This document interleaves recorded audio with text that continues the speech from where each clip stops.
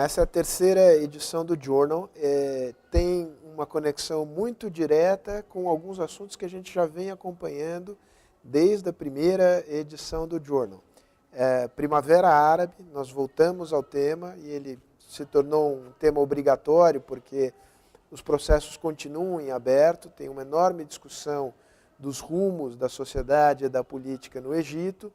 A gente volta a esse tema com dois artigos, é uma polêmica entre dois autores importantes.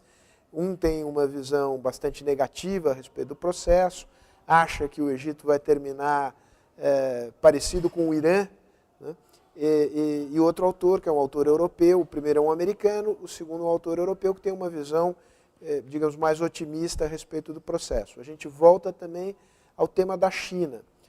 Por que a China? Porque a China hoje ela tem um nível de insatisfação social maior do que ela jamais teve desde o início do período das reformas, com o Deng Xiaoping no final dos anos 70, e ao mesmo tempo as reformas estão como que paralisadas na China.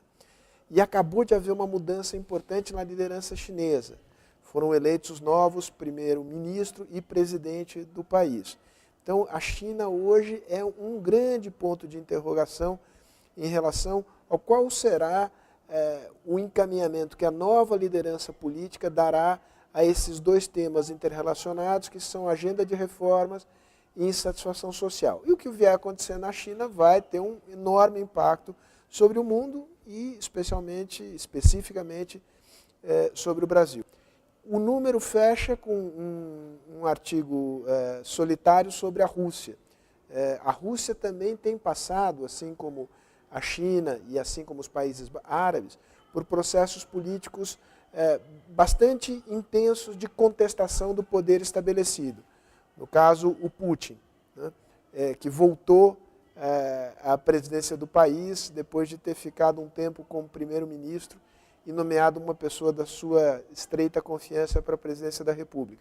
Houve manifestações muito importantes na Rússia no final de 2011, começo de 2012, pessoas reclamando de fraude eleitoral, um protesto que colocava em xeque esse poder quase absoluto que o Putin hoje exerce sobre aquele país.